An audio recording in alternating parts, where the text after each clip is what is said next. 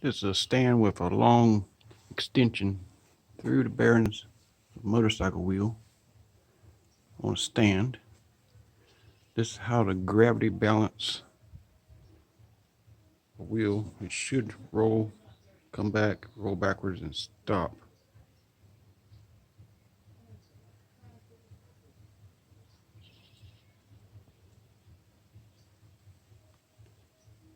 If it had a heavy spot, it would roll towards the bottom quickly. It looks like it's probably 1/4 of an ounce off.